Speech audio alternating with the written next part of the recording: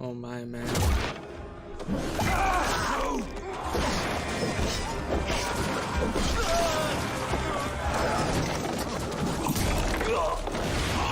Hey everyone, welcome to the Ubisoft Forward Post Show. My name is Yusuf McGee, and this is Assassin's Creed Valhalla. We're going to take a deep dive into about 30 minutes of gameplay, and we're joined by a very special guest here. Hey everyone, this is Philippe Bergeron, otherwise known as Fizz. I am the quest director on Assassin's Creed Valhalla. So Fizz, we're setting up here for what looks like an epic encounter. Tell us exactly what's going on here. Yeah, so here we're midway through the quest that we're showing for Ubi Forward. Here we're looking at the assault of Berg Castle. So these are big moments that usually sort of culminate at the end of the story. And so here Eivor, our Viking raider, is taking a group of raiders and Fyrds into Berg Castle to go and take down Rued and his clan. Oh my. So who exactly is Rued, and why does Eivor sort of want to pick a fight with him? Basically, Rued comes into play about halfway through this story arc, where at the beginning of the arc, this is something that happens before, Rued basically caused a lot of turmoil within the territory, and Oswald, who's the sort of elderman to inherit this territory, needs your help to take him down. Oswald having just been defeated in a previous quest, and so here this is revenge, but also accomplishing your ultimate goal. So Fizz, as you're talking, we're seeing some of the combat of Valhalla. Can you tell us a little bit about the changes to combat this time around? We wanted to basically add a lot of new mechanics to it. So we added like some dual wielding for the player, like a stun system in there. And we really needed to do this to sort of portray that sort of the brutality that comes with being a Viking in this day and age. So it sort of fits into that the time and the character. I'm so overwhelmed, man. There's so much stuff going on at once. I don't know what's going on.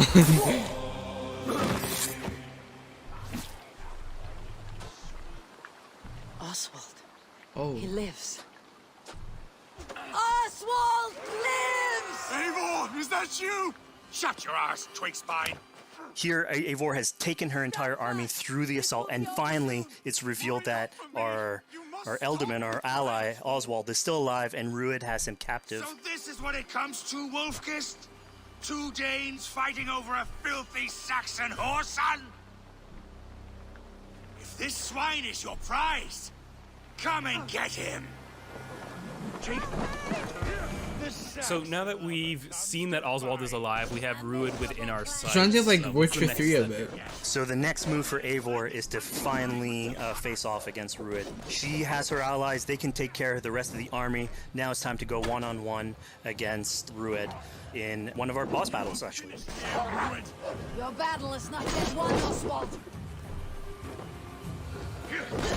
And it's worth pointing out, actually, that here what we're showing is the player going and facing off against Rued aggressively, but we tend to always have to support a 360-degree approach in these things. So the player could have approached this a little bit more stealthily and gotten at least like a good critical hit on either Rued or his wolf, and so you can play this a little bit more strategically if that's your playstyle. So we're not only fighting Rued here, but also his pet wolf, right? Here, one of my preferred strategies is to eliminate the wolf first, just focus fire on him. It takes at least one opponent out of the combat. Now, Rued will have extra abilities that come into play if you do eliminate his wolf, but I think having one opponent less in the battlefield makes for a good strategy in the whole. Oh my. Well, combat's insane.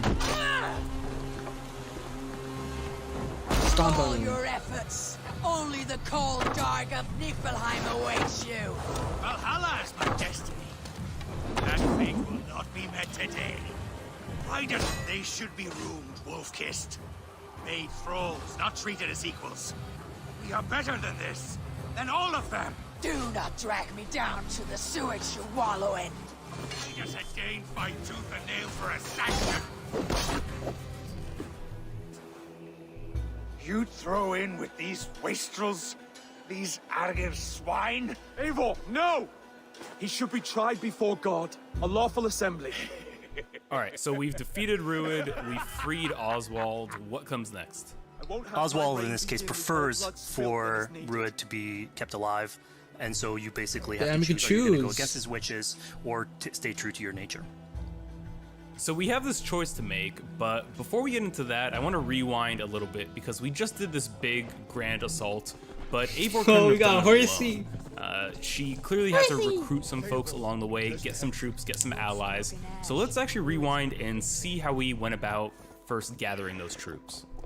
Right. So when coming up to an assault, it's a game of numbers. Eivor can go into pretty much any location and be a stealthy Viking, eliminating some of the assets, which ultimately would be a strategy. You can do that, and you'll have some of the ingredients or of the assets there that will have been sabotaged, but you still need an army. So here what we're seeing is Eivor going around the countryside and raising what we call a fyrd, which is the men and the women of the territory who come up and fight in the name of a king. So here Eivor is going around and trying to convince people to fight in the name of Oswald to finally take down the oppressor that is Rued. Defending East Anglia, defending you.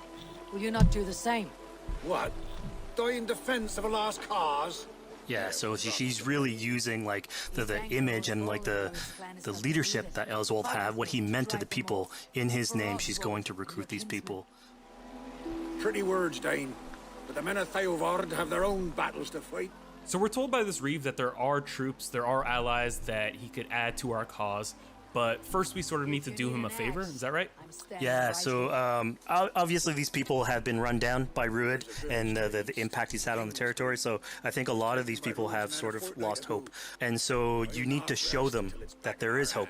And so here Eivor is basically helping them take back one of their prized locations by taking a couple men and raiding a nearby township, basically taking it back for the people and showing that there's a reason to continue fighting and then get them on your side. This is sick, man. I love this game already, man. Woo! Guys, I'm just so in awe right now.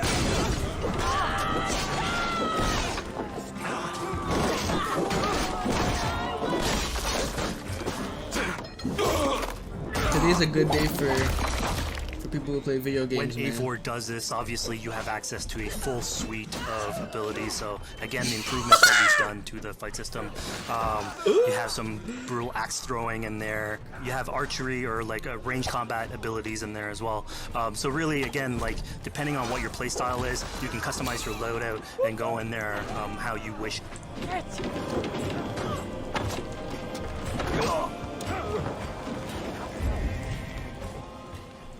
Fizz, we just saw this giant pulse go out.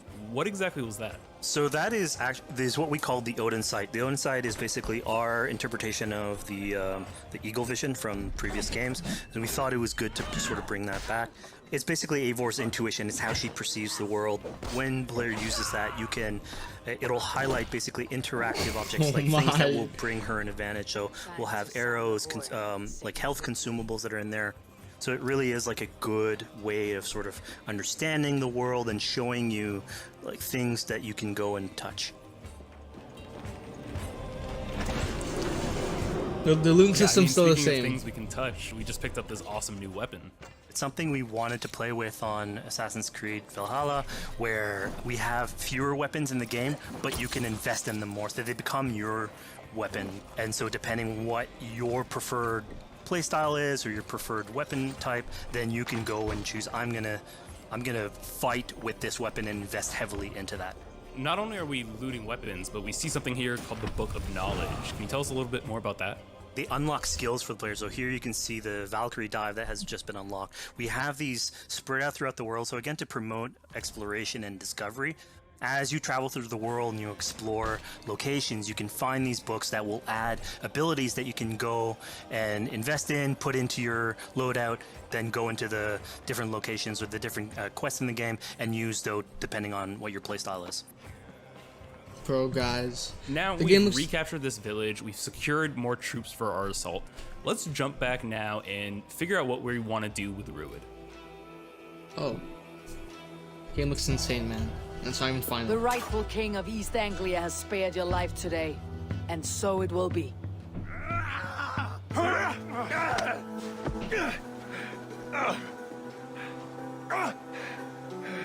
What happens if we kill him? I guess we'll see in the game. Compassion is a virtue suited for anyone, Eivor, including you. Thank I would kill him. Eivor decided to let him live. Ruud is really angry about that. Being a Norse Viking, being put to the death in battle is your road to Valhalla. So he was basically denied access to Valhalla in this situation. Obviously, all of these decisions come into play later on in the game, so we have very difficult decisions for the player to make. We didn't want to have easy decisions.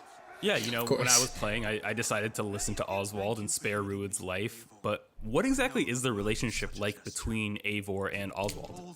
So the relationship between Eivor and Oswald is an alliance. It's basically Eivor is surrounded by territories that initially getting into England are hostile towards her, and obviously if you want to set up a new settlement, you want to make sure that your neighbor is friendly. So here in East Anglia, Oswald is the man for the job, where putting him into a position of power would help her sort of secure her territory.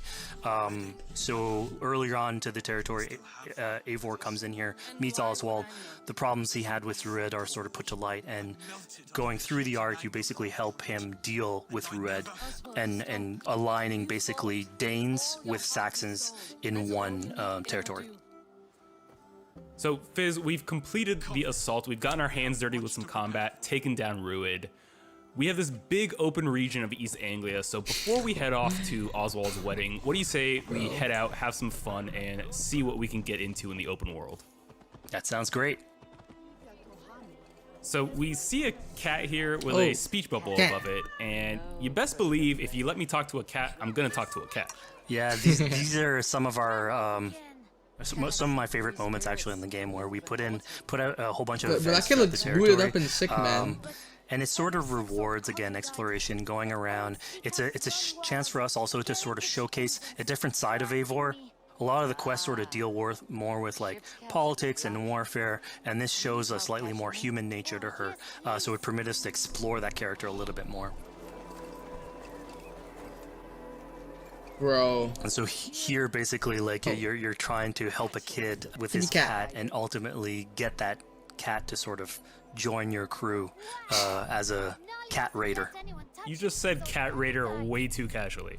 You're telling me I could have a cat Viking raider on my longship? That's exactly what I'm telling you. Oh my god, yes, I love it. Perfect. I want that, man. So yeah, as you're riding around the rivers of England, you would see a cat basically walking around your longship, keeping your Viking raiders company. You know, speaking of the Viking longship, we're seeing some of that gameplay here now. Can you talk a little bit about how that works and functions in Valhalla? Yeah, so starting out on this project, I think the Viking longship is one of the biggest images that we all have when we think about Vikings in our game. And so Vikings had this awesome design for longship that had a very shallow hull, so it permitted them to go very far inland very quickly, and you could basically disembark Viking raiders like on pretty much any shore. We added that into the game, where you can basically sail up to any location and then just decide to disembark with your guys and raid a location, loot all its treasure, get back in the ship, and then continue sailing down the river to your next opportunity. Bro, this game is fucking sexy. Allowed for songs and things like that to be sung on ships. Will Valhalla have a similar version of that? Yeah, so this is something we actually wanted the crew of your ship to become like your home away from home. So we added stories and songs into the ship. So basically, as the player is going around, you could decide to have your skald sort of sing a song for you as you row down the river. But you can also decide, depending on who the raiders are in your ship, to hear more about their life. So you can actually queue up stories, and they'll give you a little bit more background on who they are. So you get to know your sort of fighters as you're traveling around the world, which is a cool moment. So here we're seeing a bit of a different view. What exactly are we looking at? We had this on previous Assassins, where you would like ride on your horse, and you could pull out, have the horse sort of follow the track. We have a similar thing for the ship, where you can put up your sails. It's cruise control for the ship, so you can pull back, take in the scenery, listen to some songs or some stories, and just take it all in. Oh my man. So, you know, speaking of Viking songs, we have an activity here that's not exactly singing, but kind of related, right? Yeah, so here what we have is what we call flighting, which was an activity that Norse people would partake in. they would like to have a battle of wits and sort of poetry where insults would be thrown back and forth between each other. The idea was to try and have a good go, insult, mate. but also to have a good rhythm and a good rhyme in there. So it's basically a precursor to rap battles. Rap battle. Here's the Rap silver. battle. Now begin. To all those whom I speak, they say Eivor's a clod. You could choose. Rest is sick. Then you're speaking to fools and their knowledge is flawed. Well, How exactly do you go about being successful in one of these? The trick behind a good flight was to choose the right insult, identifying the right cadence, and then trying to find what rhymed the best. I'm known for my might. interesting. Interesting. Silent whispers all claim that you're terribly dense.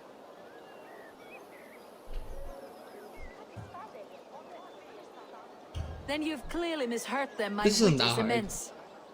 Oh, you lucked out with that one. Well, what a surprise. Eivor of the Raven Clan is a true talent. I'm shocked. Don't believe everything you hear, unless it touches on my flighting. Then heed every word. Take the coin. So now that we've proven our sharp tongue and wit, I think it's time for a bit more relaxing activity. So we're fishing here. Yeah, that's it. So we gave Eivor a fishing line so you can actually throw out a line and go catch some fish. This is used basically to play into our new health loop where the player will lose health in the world and it doesn't automatically regenerate like we would have in the past. So you actually have to go out and get some supplies. like that, so to be you'll honest. find mushrooms and some food that you can gather. But here, like you can also catch some fish and consume that to regain some health. We also will sometimes have it in certain quests. So it's a good way to sort of chill out on the side of the water and just again take it all in.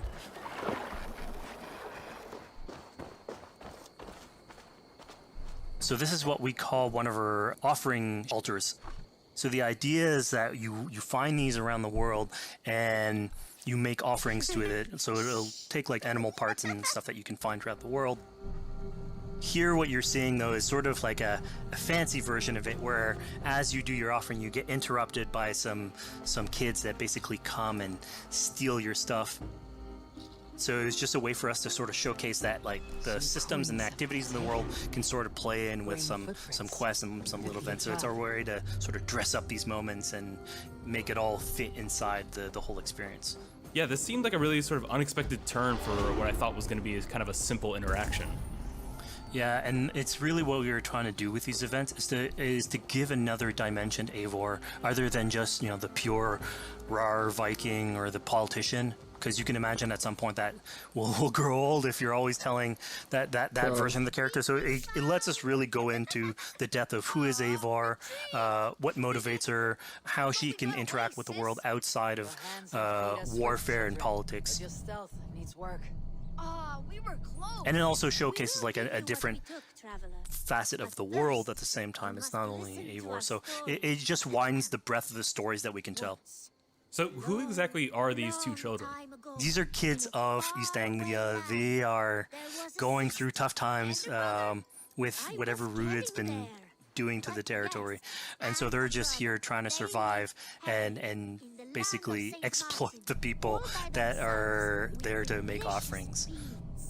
It was kind of nice to see that Eivor wasn't really necessarily upset at them for stealing, and, you know, after you talk to them, you have the choice of helping them. You can, you know, give them food, give them some money, or, you know, maybe just say, hey, good luck, on your way. Yeah, and then this is something we also wanted to do a lot. Like, so here we're doing an event, we do it in quests as well, but we want to give a lot of this agency into players' hands so that they can sort of shape Eivor a little bit. Who she is, so it represents them a little bit more, and they can roleplay that a little bit better. And again, it just gives her like a little bit more humanity in these moments. Dang. Provide for small walkers.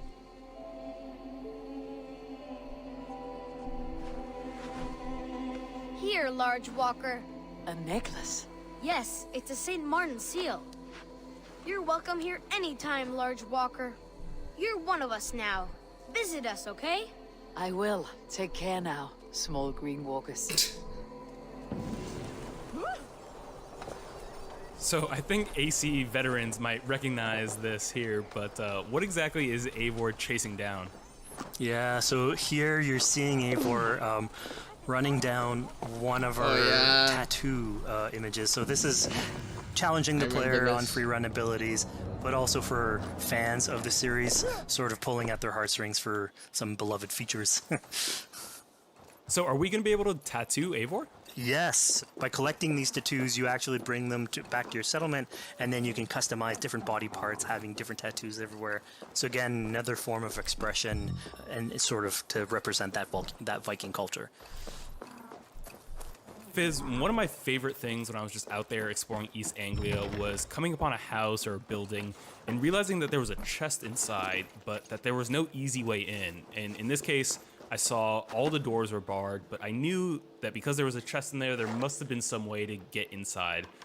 So I went around the back and, found a way in. Yeah, I'm glad you actually caught on to that. You're pointing at something that we wanted to work on a lot on Valhalla, where we wanted the exploration to make you feel smarter. So we played a lot with puzzle solving, so making sure that every house that you find sort of appeals to you, like it draws your attention, and then when you want to come and explore, it's not given to you. You still have to work for it a little bit, so it'll challenge you on your observation skills, logic, just trying to find how do I get into this. So we play a lot with level design, quest design to offer challenges to players, and you basically come out of it like with a better feeling for the exploration, but you also get to see more of a story behind these locations, which we've crafted. So it gave us a little bit more time to sort of slow down the experience and tell a different version of a story. Oh my. Man. Oh. A poor victim of someone's fury. Yeah, I mean, speaking about exploration and just finding things out in the world, I was just wandering and came across this clearing and found this kind of morbid altar. Yeah, so this is one of our bigger events that we have scattered in the world. So as Eivor explores, she can find altars like this, and by interacting with them, here it's a trap that's been set by this character named Regan. Now, there's a bigger story behind all this. There's multiple steps to it later on. So this is one of the moments. It permits us to go into a slightly more mystical realm and play with a boss fight that has more magical abilities, if we will. And basically have this awesome boss fight in the middle of the swamps. Whoa! What the heck? So here the abilities that you see Reagan using are a little bit on the mystical side of things. What's happening is Eivor at the beginning of that trap is poisoned, and so she starts sort of hallucinating, seeing the world in a sort of different light and filter, and so that's sort of what lets us go into the realm of the weird. My rage, spirit of my father's rage, fill me!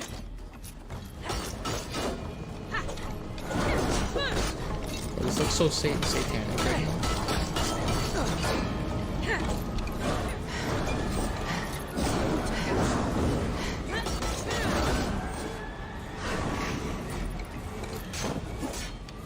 Oh man.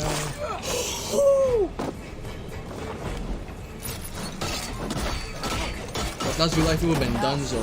Crackling. Arrest your demons.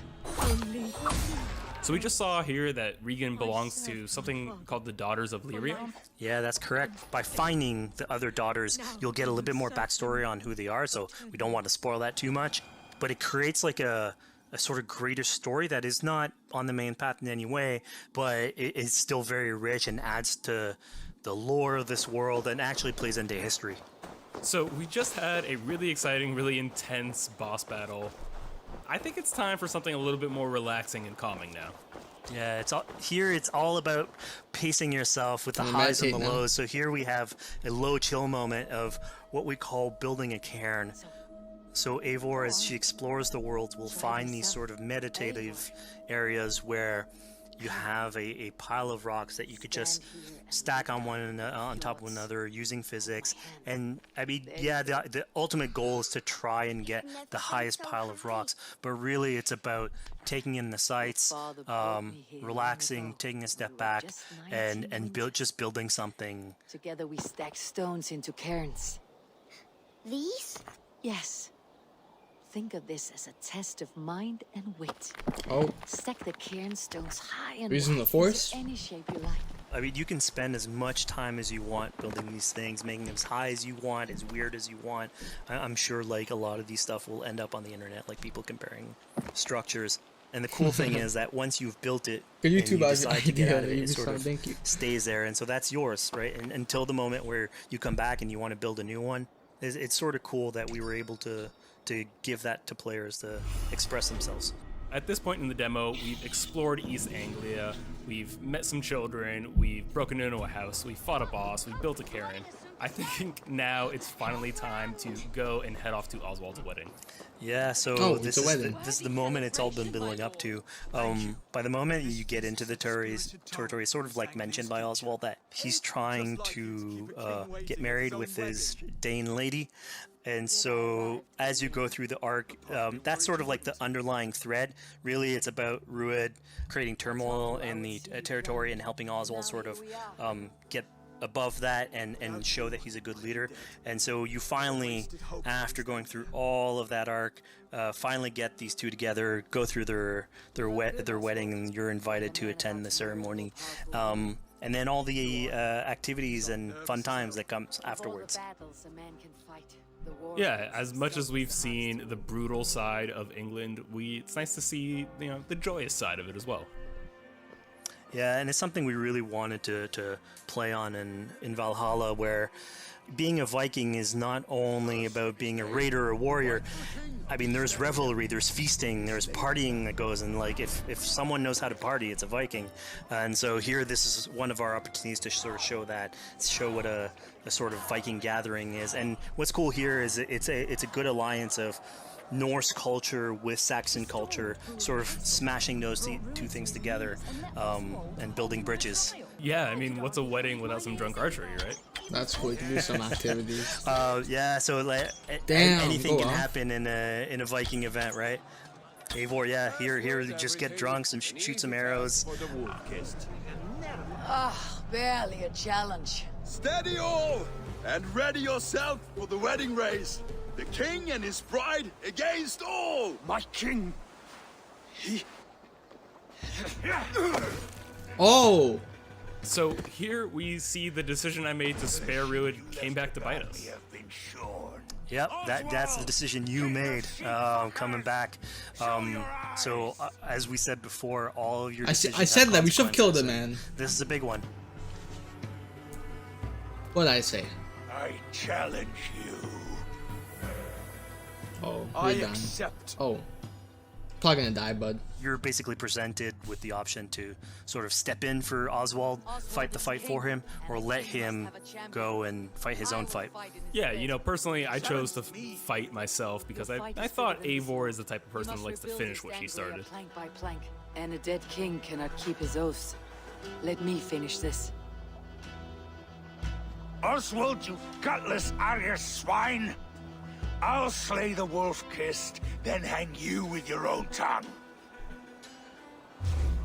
That's why you killed, How man. does this encounter with Rued differ from our previous fight with him? So at this point, you've eliminated his wolf, so it's just him. And so he's angry at this point, and so he will start using his big gun abilities like fairly earlier on in the fight. So it's way more vicious, way faster. There's less strategy. He goes literally swords blazing at you. And so this is a fight to the death. Oh. Damn, you got a big ass sword, man. How do you hold that? That shit must be heavy. Are you dead, bud? And of course here, like, this is a decision you made to go and fight him, but there's multiple outcomes to this scenario. You could have let Oswald fight his own fight and prove basically his station as the rightful leader. If you had eliminated Rued, obviously this would not have happened. It would have been a slightly more joyous occasion. But ultimately, in all scenarios, you still have an alliance with Oswald. He's proven to be the right leader for this territory, and to be a good ally for you. A great service. I promised you an alliance, and now you have it. And one day I will need you to make good on that alliance. So we're about to take off from the wedding, but Eivor decides it's a good idea to check up on her friend Finner. Yeah, so Finner is probably one of the more recurring characters in this arc. You get to meet him very early on. He's a very endearing character, sort of used to have a Viking life, sort of misses it, and going through all these adventures together is sort of like lights that fire back, and so he's willing to join you in your raiders. So he's one of many raiders that you'll encounter in the game, and you can sort of recruit, bring back home, and then have them sort of join you on your adventures on the Longship. He can tell you these stories that we're telling you about. You get to know a little bit more about him. So again, it's a fun way to sort of discover more about these characters that you meet and bring them along for adventures. Together. I'll gather my things. Well, folks, we've come to the end of our Assassin's Creed Valhalla playthrough. Fizz, thank you so much for joining us. When and where can people play it? Assassin's Creed Valhalla will be out on Xbox Series X and PlayStation 5, and is coming to Xbox One, PlayStation 4, PC, and Stadia on November 17th. Let's get that, the boys. Let's get that. Oh my gosh, guys, I can't wait, man. I can't wait.